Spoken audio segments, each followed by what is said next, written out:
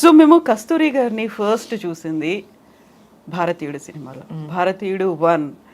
ఇప్పుడు మళ్ళీ భారతీయుడు 2 రిలీజ్ అవుతోంది కదా, రిలీజ్ కూడా ఉంది June 15th భారతీయుడు 1 అనేది. ఆ టైంలో ఎవరికైనా యూజువల్గా సినిమా ఇండస్ట్రీలోకి వచ్చినప్పుడు ఫస్ట్ మీరు ఒక మూవీ చేశారు తమిళ్లో, ఆ తర్వాత ఒక బిగ్గెస్ట్ మూవీ అనేది వచ్చింది, శంకర్ గారి దర్శకత్వం, పక్కన కమల్ హాసన్ గారు ఉన్నారు, ఇంతమంది ఉన్నప్పుడు ఇచ్చింది చెల్లి క్యారెక్టర్. ఏమైనా అనిపించింది ఆ టైంలో?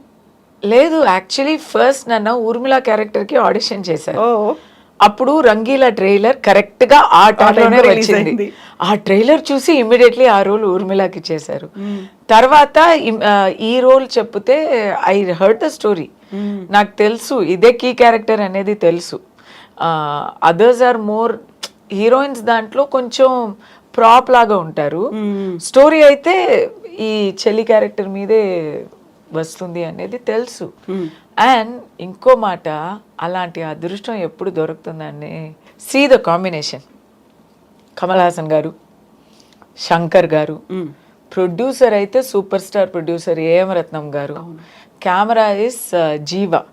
అగైన్ సో మెనీ మూవీస్ ఇక్కడ కూడా చేశారు, సో మెనీ.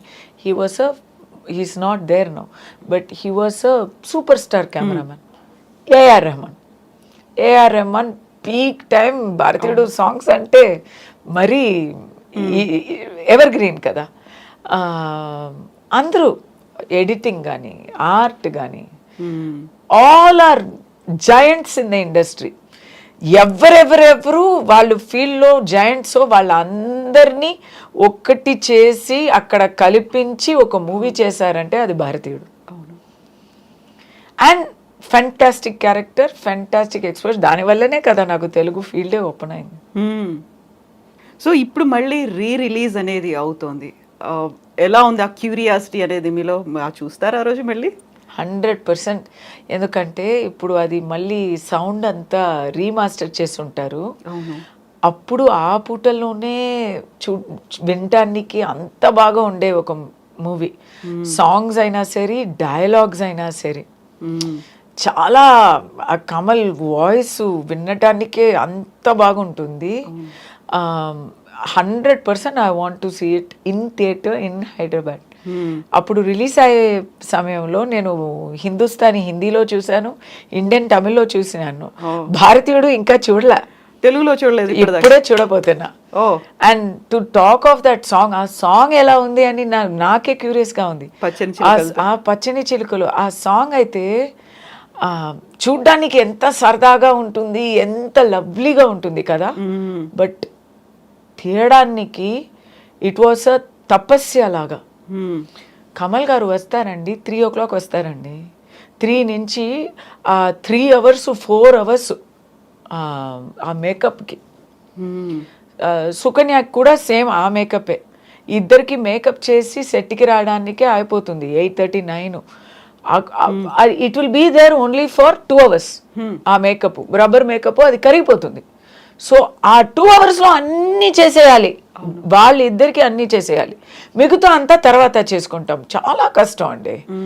ఎవ్రీడే ఏ డెడికేషన్ అంటే కమల్ గారు, అప్పుడు కమల్ గారికి ఏముంది, ఇంత కష్టపడ్డాలని ఏముంది, ఆయన ఏమో ఉలగ నాయకన్, ఓకే, పద్మశ్రీ. అప్పుడే ఆయన చెయ్యలేని విషయాలే ఏమీ లేవు అన్నమాట ఇండియన్ టైంలో. 20 years ముందు, 1996 కదా, అప్పుడు 30 years, ఇప్పుడు 28 కదా. ఏముంది, he doesn't have to go to such extent. He's torturing himself and acting. అది చూసి నాకు బిగినింగ్ టైం, అప్కమింగ్, అది చూసి నేను నేర్చుకున్నది ఏంటంటే డెడికేషన్, హార్డ్ వర్క్. సినిమాలో ఎంత హార్డ్ వర్క్ చేస్తారో, ఎంత డిసిప్లిన్గా ఉంటారో, అంత సినిమా మీకు రివార్డ్ ఇస్తుంది. అందరూ అనుకుంటారు సినిమా అంటే హ్యాపీగా రేవ్ పార్టీస్ వెళ్ళి హ్యాపీగా ఏం జాలీగా ఉండి గాసిప్లో వచ్చినట్టు ఏదో అంత కాంప్రమైజెస్ చేసుకొని కాదండి.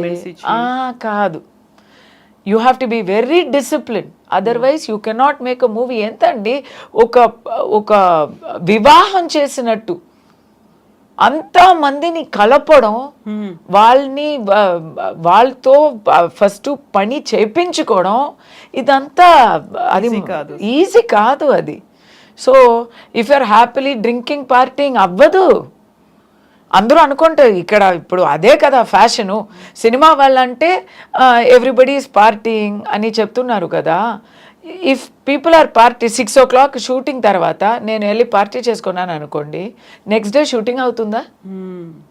అవుతుందా? డైరెక్టర్, ప్రొడ్యూసర్ కోట్లు ఇన్వెస్ట్ చేసి if he is not taking care of the project, ఏమవుతుంది ప్రాజెక్టు? డైరెక్టరు నెక్స్ట్ డేకి ఇప్పుడే ప్రిపేర్ అవ్వకపోతే ఏమవుతుంది? నెక్స్ట్ డే షూటింగ్ లొకేషన్లో వచ్చి ఓకే ఇప్పుడు ఏం చేద్దాం అని అనుకుంటే ఏమవుతుంది? ఆర్టిస్టులకి హ్యాంగ్ ఓవర్, ఆర్టిస్టులు ఇలా సెట్కి వస్తే ఏమవుతుంది? ఆర్టిస్టులకే ఇంకా కష్టం. అట్లీస్ట్ వాళ్ళైనా ఏదో తలక పట్టుకొని చెయ్యొచ్చో ఏమో కానీ ఆర్టిస్ట్ ఫేస్లో తెలిసిపోతుంది, దొరికిపోతారు. So it's not possible. Exactly. Bharateeyudu 2 రాబోతోంది. ఎలా ఉంది? ఆ ఈగర్నెస్ అనేది కనిపిస్తోందా, లేకుంటే ఇందులో మీరున్నారా? లేరు కదా. నేను ఫస్ట్ పార్ట్లోనే చంపేశారు. లేదా అండి, నిజం చెప్పనా, కొంచెం పొలిటికలీ ఇన్కరెక్ట్ అయినా పర్లేదు. భారతీయుడు 2 ఎప్పుడు రాపోతుంది అని ఎదురు చూస్తున్న ఆ టైం పోయింది. 2018లో నేను బిగ్ బాస్కి ఒక 2 weeks వెళ్ళాను తమిళ్లో. అప్పుడు వస్తుంది అన్నారు, ఇంకా రాలా. ఇప్పుడు వస్తుంది పక్కా అంటున్నారు. We're almost waiting for 7 years. ఇప్పుడు వస్తే చాలానే అయిపోయింది. ఎంత డేటెడ్గా ఉంటుందా అని చాలా భయం వేస్తుంది. సాంగ్స్ కూడా ఇప్పుడు రిలీజ్ చేశారు. అంత 7 years ఎక్స్పెక్టేషన్ ఉంటే సాంగ్స్ బాగానే ఉన్నాయి, కానీ మాకు ఆ జోష్ రాలేదా కదా, కంపారిజన్ అలా అనిపించింది నాకు. సో ఐఎమ్ లైక్, నాకైతే నేను చాలా ఎక్స్పెక్టేషన్తో వెయిట్ చేస్తున్నాను, కానీ ఒక కార్నర్లో అయితే అబ్బా ఇంత ఎక్స్పెక్టేషన్ ఉంచుకోకూడదో ఏమో అని కూడా భయం ఉంది. మధ్యలో కరోనా ఎఫెక్ట్ కూడా దాని మీద పడింది. అవును, 2 years దానివల్ల దాగిపోయింది. సెట్లో యాక్సిడెంట్ అయ్యి, అవును కదా, క్రేన్ కూలి పడిపోయింది, ప్రాణలోటు అయిపోయింది. అలాంటి విషయాలు పాపం దే వెంట్ త్రూ లాట్.